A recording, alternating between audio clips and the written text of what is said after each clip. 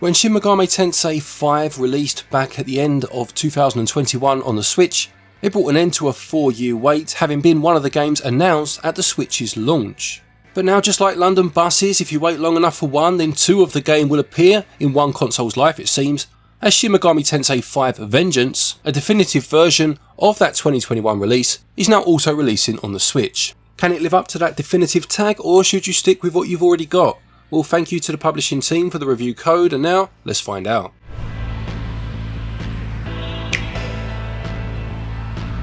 So story-wise then, this is where a lot of the changes take place in terms of this definitive release.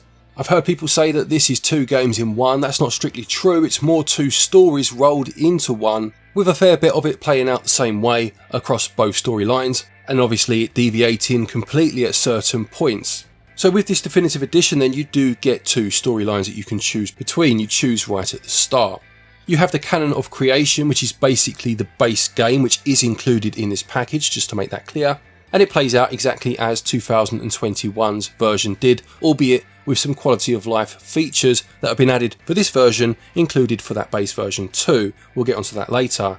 The new storyline is called Canon of Vengeance. This centres around a new cohort of demons, the Cadistu, and their motives throughout the war between angels and demons that takes place in the base game, and how this affects the human race, who are almost being used as pawns to some extent. As I said, you will choose right at the start which of the storylines you want to take part in, and if you've played the original game, you will see that a lot of the early game is very similar, with some new parts, new characters, new set pieces drip fed in, so that when the game does get to the point where it does completely split, obviously these are set up to take that new story forward. I liked the path that the new story went down, and I liked how different the two stories were at that point, obviously, but you just have to accept, if you have played the game before, that you will see a lot of the same story beats, albeit with some changes, until you get to that point. Moving on to gameplay now then, and I will give a quick recap of exactly how Shin Megami Tensei V works, for those that have never played the original game and are looking at this as their first game in the series. But what I will say is that if you want a more comprehensive breakdown of exactly how the game's mechanics work, what I will do is link our original review of the 2021 release in the top right hand corner, and there'll be a link in the description as well. Give that a watch and that will go through the mechanics in more detail. This is going to be more about what's different for this version, what's been added, so those that have played that game before can see if this new version is worth their money. Very quickly though, in terms of how it works, it is a turn-based RPG where you move across a main world, visiting a variety of locations with main quest lines and sub-quests to carry out. What's different about the Shin Megami Tensei games though is how you build your party.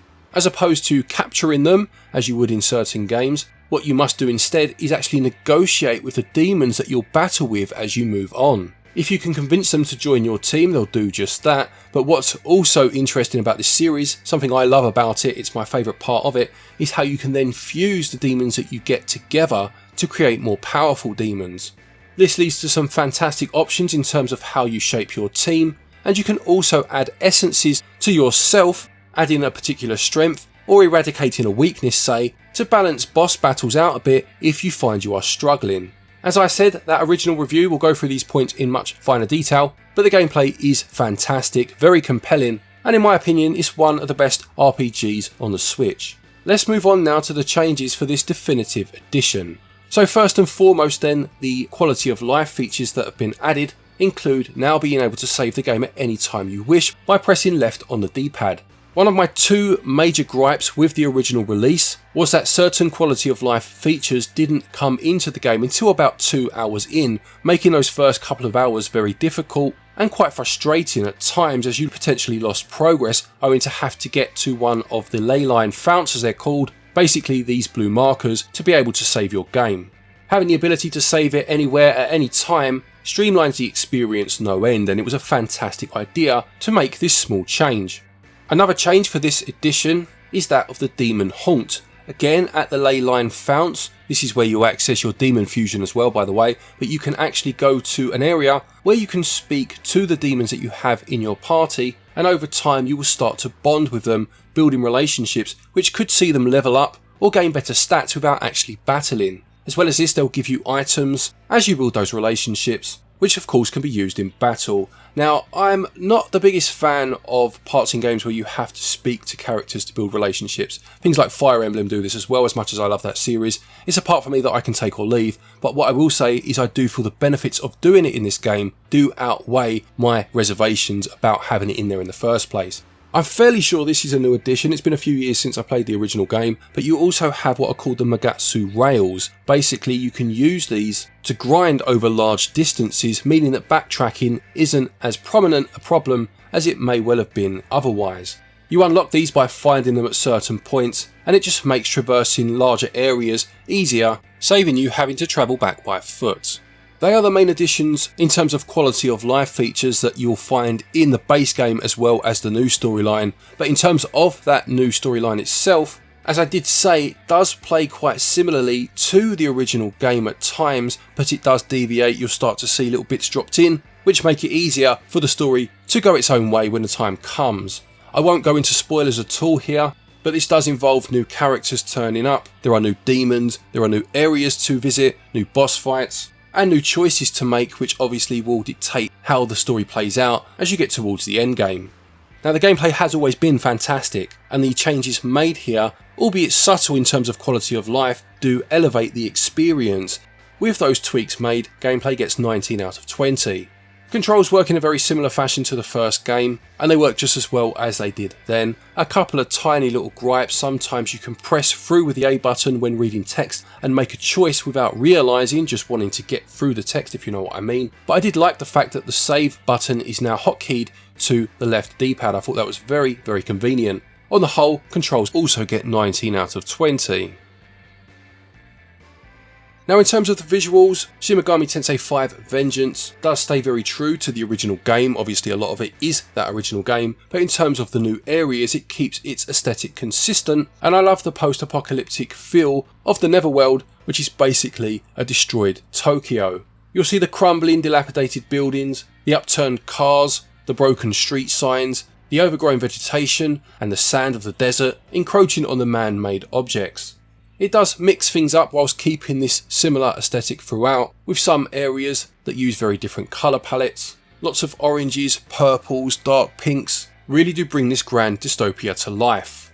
Now, I heard some people mention that they had issues with the frame rate in the original game. I never had that issue, so I can't really comment on that. And once again, that's the case here. I didn't have any problem with frame rate issues. What I did have a problem with in the first game, and it was the second of my two main gripes, was that of pop-in being very prevalent as you made your way through the world. This was something I was hoping they would fix this time round, and unfortunately it is still an issue. It doesn't seem to be as big of an issue at times as it was in that first game, so it looks like some work has been done here, but it's still prevalent enough at times just to pull you out of the experience and break the immersion of the world that's been built. It is disappointing to see this hasn't been fixed, I must say. I almost expected it, maybe I shouldn't have done. With this new release, it just seemed an obvious thing for them to try and fix.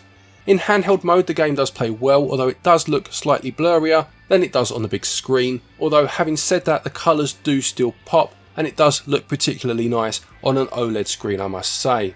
On another note, I must say that the monsters, especially the boss characters, look absolutely fantastic. The monsters are based on mythology from a wide range of countries, and the cutscenes shown just before a boss really do bring these characters to life, making them feel quite intimidating as you know a battle is about to break out. In terms of the music, there are a wide variety of tunes as you play through, fitting the on-screen action, and I liked the change in pace at times. For example, if you speak to a demon in battle, the music drops to quite a low, almost foreboding sound as you wait to see exactly how this conversation will play out before kicking back in, either to signify success in terms of recruiting them or the fact that you're back into battling. The game is fully voice acted, bar your main protagonist who is silent, something I never like in games, and this game hasn't changed my opinion of it. It didn't in 2021 and it hasn't now. If that's not a problem for you, that's great. But for me, it just doesn't work when everyone else is having these serious conversations and your character doesn't say anything or just nods their head. It just comes across as very jarring. The quality of the voice acting that is here though is of a good standard, I must say. Visuals set a beautiful looking dystopian world. I loved my time exploring, but that pop-in not being fixed is definitely disappointing. They get 17 out of 20.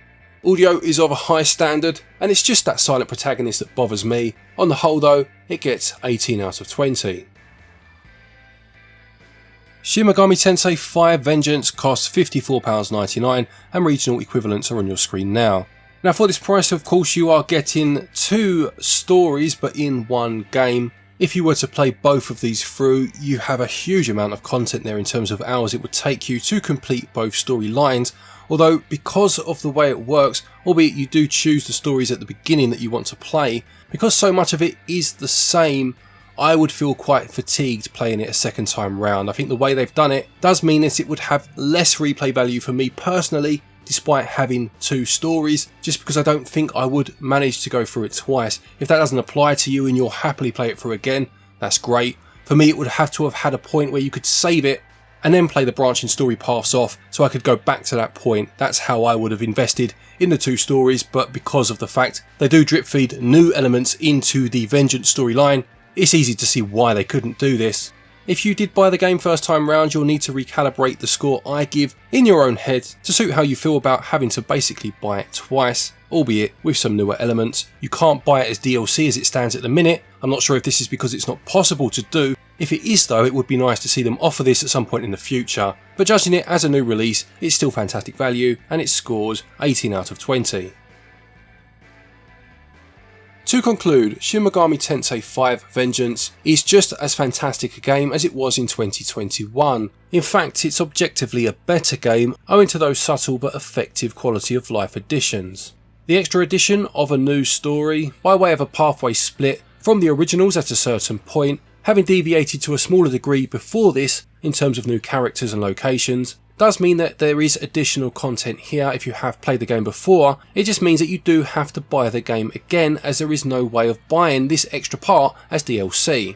This is where the biggest conundrum comes in terms of this release, and it will be down to the individual of those that have played it before to reconcile in their heads as to whether it's worth it. But if you've never played this game before, this is definitely the version to pick up, and for me it's one of the best RPGs available on the Nintendo Switch.